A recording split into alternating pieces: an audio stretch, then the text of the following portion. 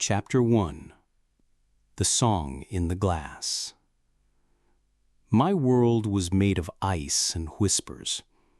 We lived on Xylos, a pale pearl of a planet flung so far from its sun that the light was but a suggestion. Our home was not on the surface, where the winds would scour flesh from bone, but within the great shimmering enclaves our ancestors had built. They were cities of Solarpunk design, spun from chrome and bioluminescent fungi, all powered by the geothermal blood of the world and the vast cryocrystals that pulsed with a soft internal light. From my earliest days, I knew two truths. The first was the ice. It was our cradle and our cathedral. The second was Kaelen. He was our leader, our warden, a man whose soul was so deeply entwined with the planet that he could taste the coming of a storm in the air and command the frost to weave itself into bridges across crevices. He was tall and severe, with eyes the color of a glacial shadow, yet his voice could soothe the most frightened child. He taught us that Xylos was alive, a slumbering god, and that our survival depended on living in harmony with its dreams. To anger it was to perish. And then there was Bren. Where Kaelen was reverence, Bren was curiosity. He was a stooped man with oil-stained fingers and eyes that gleamed with a frantic light, always hidden behind thick magnifying lenses. He was our chief inventor, but most saw him as a harmless eccentric, a relic hunter obsessed with the old world, the earth that had sent us here centuries ago. While Kaelen preached communion with the ice heart, Bren tinkered with forbidden things, radios that spat static, wires that carried sound, contraptions that sought to explain the world rather than simply accept it. He was the counterpoint to Kaelen's melody, a dissonance most people chose to ignore. I was 8 years old when the song began. I had wandered from the enclave's edge, farther than I should have, to the feet of the crystal spires.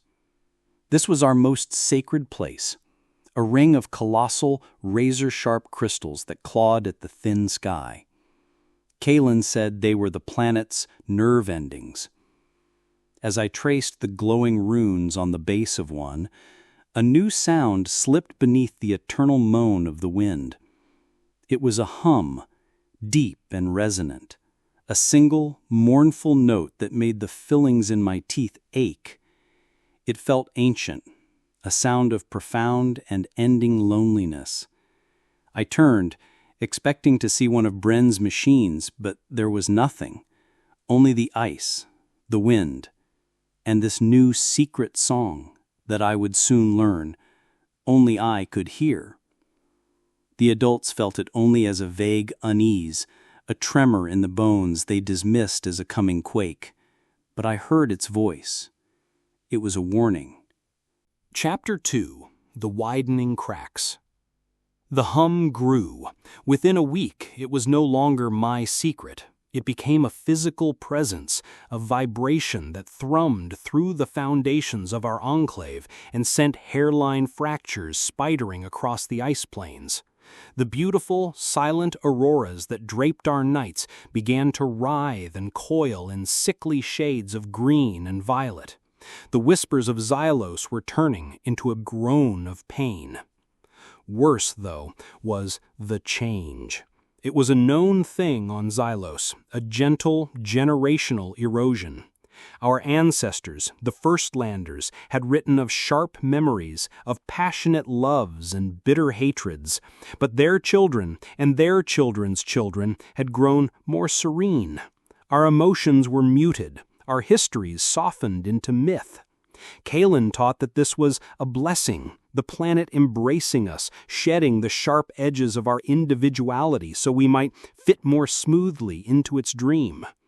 But now the change accelerated. People would pause mid-sentence, a look of placid confusion on their faces. Names of loved ones became elusive. The vibrant tapestries of our past were unraveling into gray threads. Fear, a rare and potent vintage on Xylos, began to ferment. The community turned to the one man who had always been their anchor, Kaelen.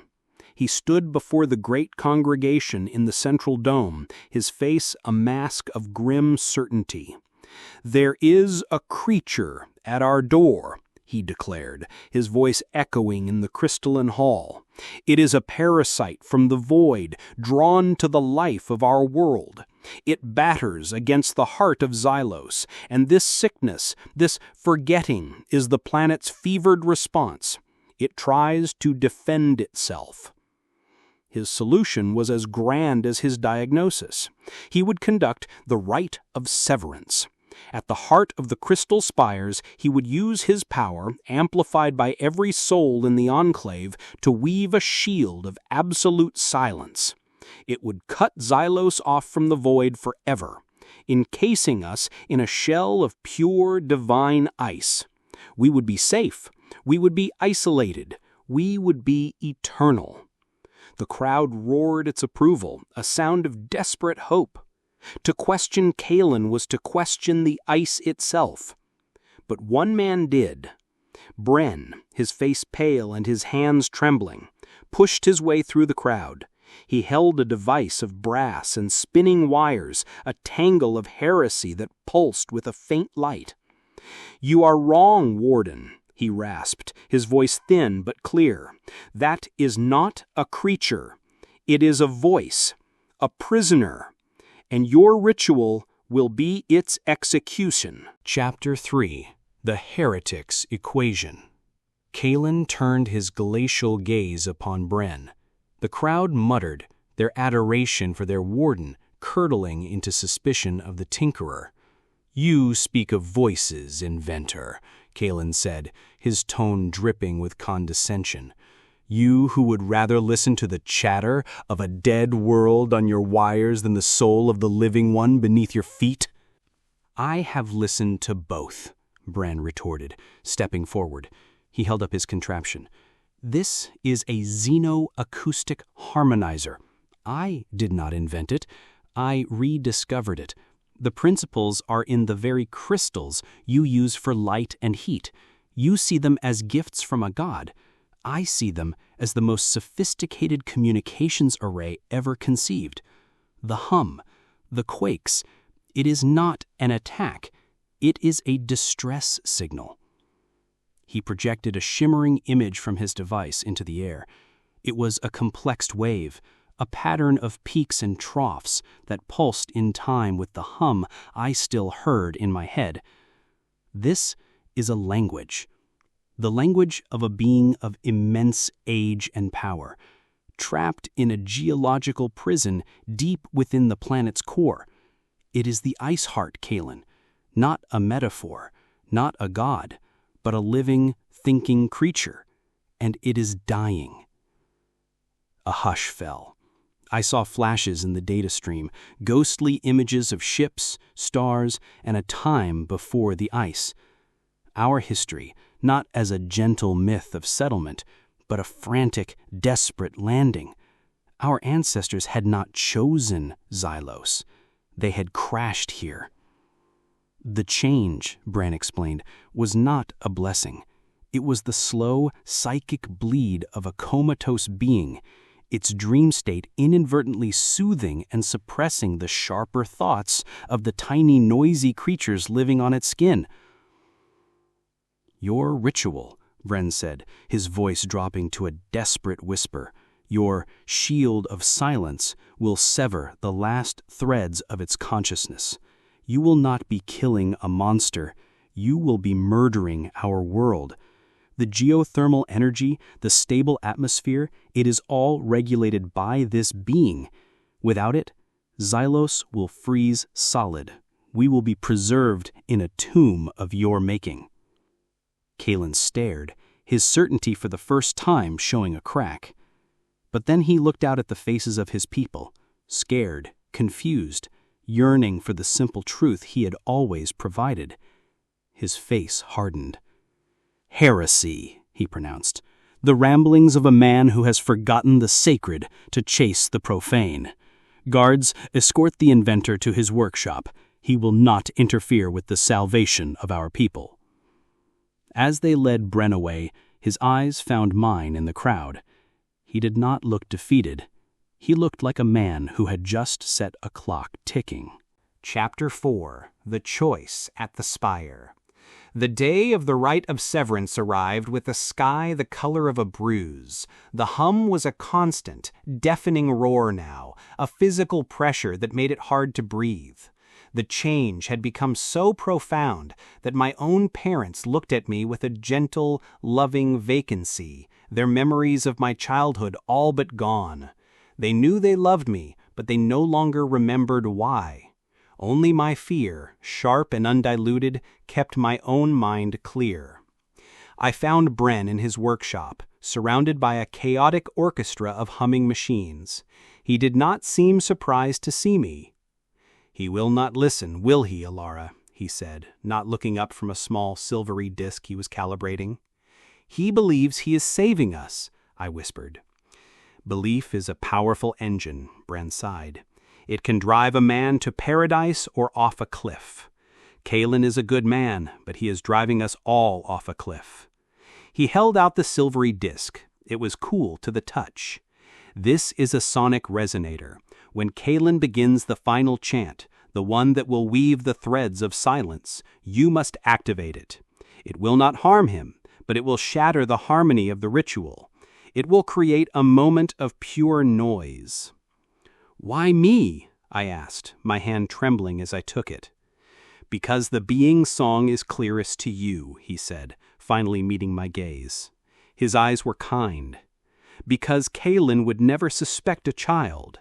And because you must choose what you believe in, the comfortable story you have always known or the difficult truth you have just learned." I ran from his workshop, the resonator clutched in my hand, my heart a frantic drum against my ribs. I arrived at the crystal spires just as the ritual began. Kaelen stood in the center of the ring, his arms outstretched. The entire population of the enclave stood behind him, their voices joined in a low, monotonous chant. Energy flowed from them, a visible river of pale light that swirled around Kaelen, drawn into his body. The very air crackled. The spires began to glow with blinding intensity, their light pulsing with the chant. Kaelen was a conduit, a living lens focusing the psychic will of his people. He was magnificent. He was terrifying, and he was wrong. I saw the story he believed in, a story of brave survivors protected by a benevolent God from a nameless evil.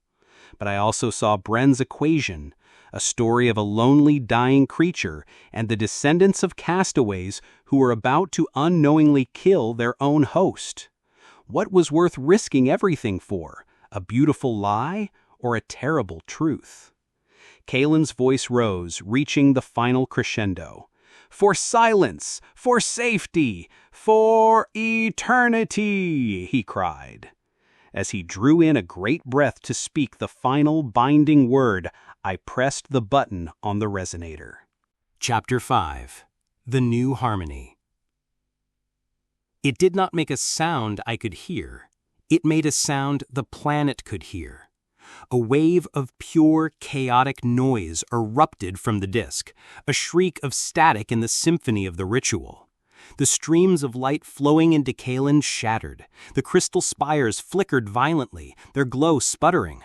Kaelen staggered, his hands flying to his head as the ordered power he wielded was thrown into disarray. And in that moment of silence, of broken harmony, a new sound came.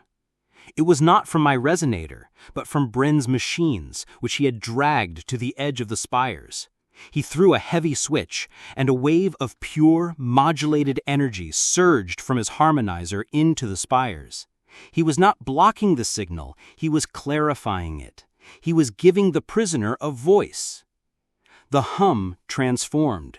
It was no longer a moan of pain, but a wave of pure meaning. It flooded our minds, not as words, but as feelings, images, eons of experience. We felt its solitude, trapped in the cooling crust of its own body. We felt its slow, fading dream. We felt its surprise, its terror, and then its dawning awareness as our own jumbled thoughts, clarified by Bren's machine, reached it for the first time. We were not parasites. We were company. The last thing we felt was Kaelen. As the conduit, he stood at the epicenter of this tidal wave of consciousness. He had spent his life listening to a whisper and was now faced with the full, unbridled voice. It was too much. A final, agonized cry was torn from his lips as a torrent of blinding white light erupted from him, flowing up into the spires. For a single, eternal second, he was a star. And then he was gone. There was no body, only a lingering warmth in the air and the deep, resonant silence of a conversation that had just, after centuries, finally begun. That was the loss that remade us. In the quiet that followed, the hum of the planet was different. It was softer, a contented murmur. The quakes ceased, the auroras calmed into a gentle, shimmering dance. And in our minds, the fog of the change began to recede, memories returning like sharp, painful shards of glass. We had lost our Warden, our myth-maker. The twist of our fate was that in our grief and confusion, we turned to the only one who understood the truth. Bren, the eccentric, the heretic, became our guide. He did not offer us faith, but knowledge. He taught us how to truly listen, to use his machines not as crutches, but as tools to foster a genuine symbiosis. He became the first speaker for Xylos. I am much older now. I often stand before the spires, which now glow with a steady, conversational light. I think about the two men who shaped my world. Kaelen risked everything for the survival of his people, a noble sacrifice for a beautiful story. Bren risked everything for a truth no one else could see. My childhood ended the day I chose between them. I learned that our world was not built on faith or science alone, but on the bridge between them, and that true growth is not found in the comfort of a lie, but in the courage it takes to face a magnificent and terrifying truth.